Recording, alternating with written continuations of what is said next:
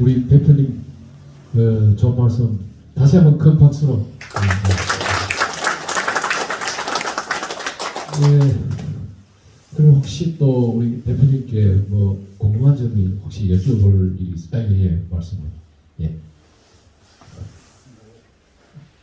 저는 이제 아무런 직책도 없고 그냥 오늘 문자 하나 받고 왔는데 어제도 그 고승TV를 저는 안기고 경북 본부장입니다.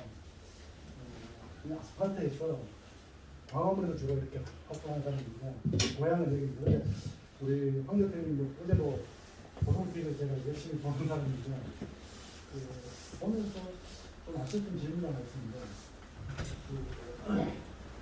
앞전에 지금 현재 뭐 간접법 사건 때문에 국민들이 적극하고 있어가지고 지나가다 보면 약간 이상해도 저 사람 간첩인가 싶을 정도로 뭐 이거는 알려져 있는데 공안 검사를 오래 하셨으니까 지금 현재 뭐 이렇게 약간 언론 나온 것만 봤을 때는 뭐 기회를 갖고 한국레인지 뭐 한국 간첩협회인지는 조립에 따라 틀리는데 지금 1년 남은 그 대공 수사권을 당 대표가 계시든 안 계시든 좀 저지할 수 있는 어떤 보관이라든지 좀 국민들이 좀 안심할 수 있는 그런 좀 이렇게 좀 시원한 어떤 예측이라고 있으면 꼭 듣고 싶고요. 또 우리 황 대표님이 통진당 행사하실 때 저는 사실 통진당보다는 민주당을 행사해 주겠다. 통진당보다 더 위험한 집단이고 사실 제 개인적으로 통진당보다는 민주당을 때리고 다르는데 통진당을 해주신 거는 국민의당 생활에서 되게 감사 이 자리에 되게 감사드리고 아까 제가 말씀드렸듯이 대공 사건이 1년 남은 밖에 안 남은 거라고 하는데 그 대안이라든지 다시 뭐 도입 방법이라든지 국민들이 안심할 수 있는 어떤 대안을 좀 들어보시고 전문가시니까 국정원의 대공수사권을 박탈하는 것은 해서는 안 되는 일입니다. 대공수사 필요합니까? 필요 없습니까? 필요합니다. 근데 지금 우리가 할 수 있는 데가 그러니까 85%, 90% 가까이 역량을 가진 곳은 국정원입니다.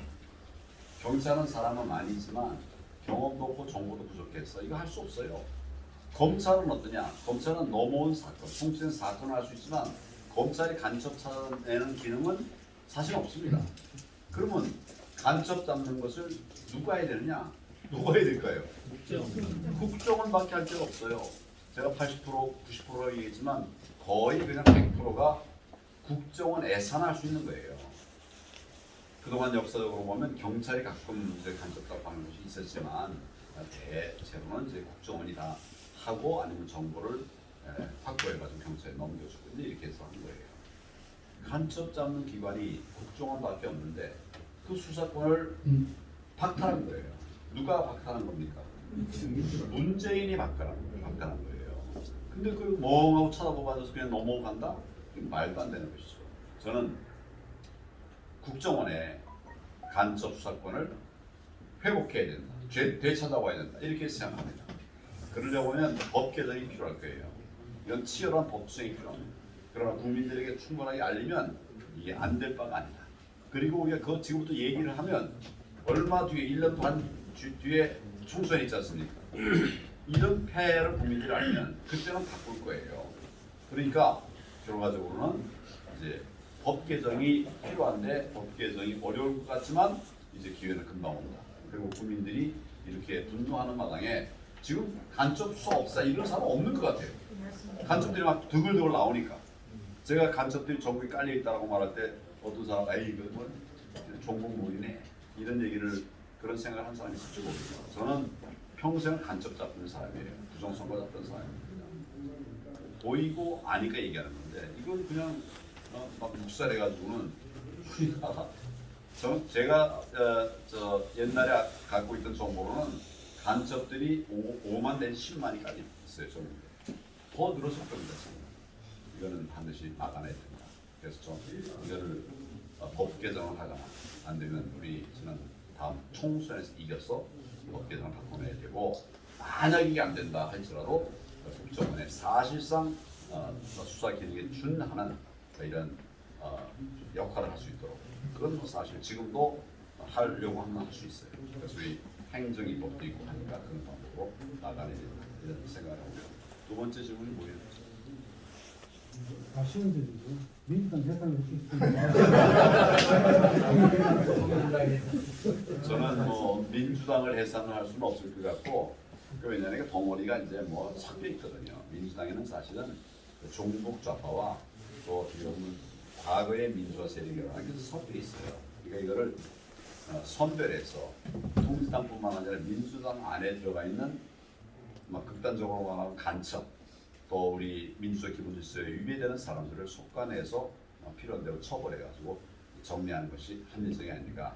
마음은 똑같지만 그건 법조인이니까 뭐 그렇게 해나가야 된다고 생각하고 지금 이 나라 정말 많이 힘듭니다. 저는 이 나라를 살릴 힘이 우리 국힘당에서 나와야 되는데 국힘당도 참 이렇게 국민의 신뢰를 받지 못하니까 저는 정말 안타까운 마음으로 무정책을 하고 있습니다. 혹시 다른 질문 있으면 네.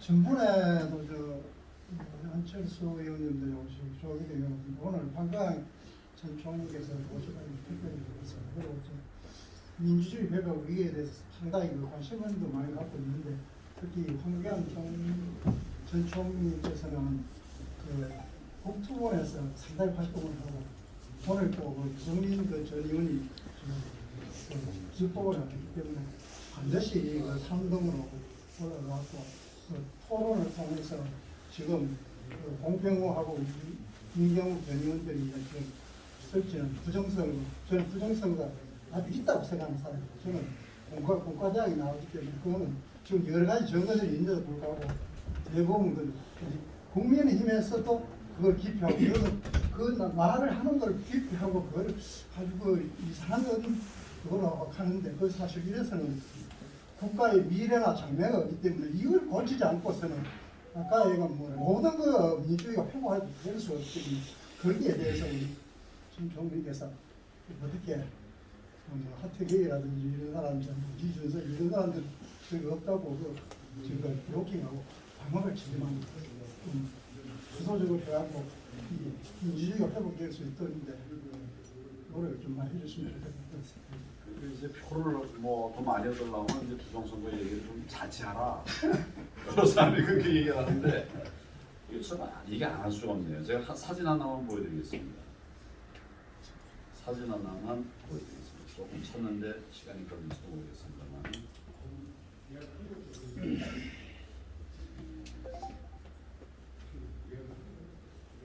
잠깐 보십시오.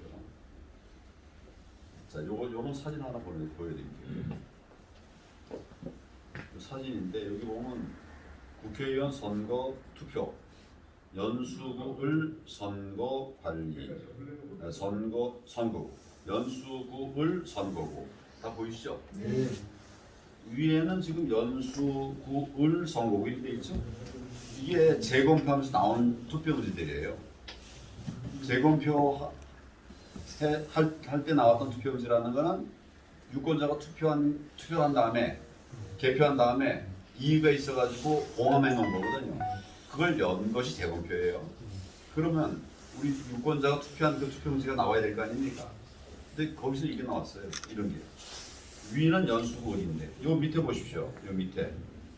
여기는 사전투표관리관 도장이 적혀 있어요.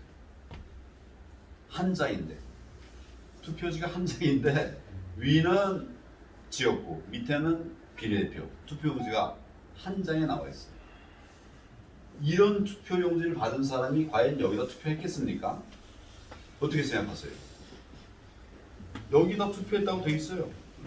여기 정의일령을 찍었네요, 이 사람. 이 밑에는 또 뭐라고 돼 있죠? 이런 걸 갖고 투표했다는 한 사람이 어디 있었겠습니까? 부정선거입니다. 예, 뭐 말할 방법이 없는 거예요. 설명을 못 하는 거예요. 또 하나 더 말씀드리면 여기 이렇게 투표용지 밑에 보면 투표관리관 도장이 있습니다. 이 투표관리관 여기 투표관리관 도장이 찍혀 있어야 유효한 투표용지예요. 맞습니다. 이게 만약 없으면 저 인쇄소나 이런 데 가서 이거 금방 만듭니다. 그럼 그냥 아무나 할 수 있으면 투표용지 얼마든지 양산할 수 있잖아요. 그걸 막으려고 투표관리관이 자기 개인 도장을 찍고 교부하도록 돼 있어요. 투표용지를. 무슨 말인지 아시겠죠? 그런데 이게 누구 도장인지 어떻게 알 수 없을 정도로 문드러진 도장 다 보이시죠 이거? 이거를 이제 일장기 투표지라고 그래요. 워낙에 이렇게 말도 안 되는 거니까. 그럼 이것이 이렇게 만약 이걸 그냥 허용한다면 아무나 가서 도장 비슷한 거 찍어놓고 자기 다른 투표자가 투표를 하는 거예요. 이러면 투표가 정상적으로 이루어지겠습니까? 몇 번 찍어도 이렇게 안 돼요. 이게 뭐 하여튼 뭐 이상한 투표지가 나오는 겁니다.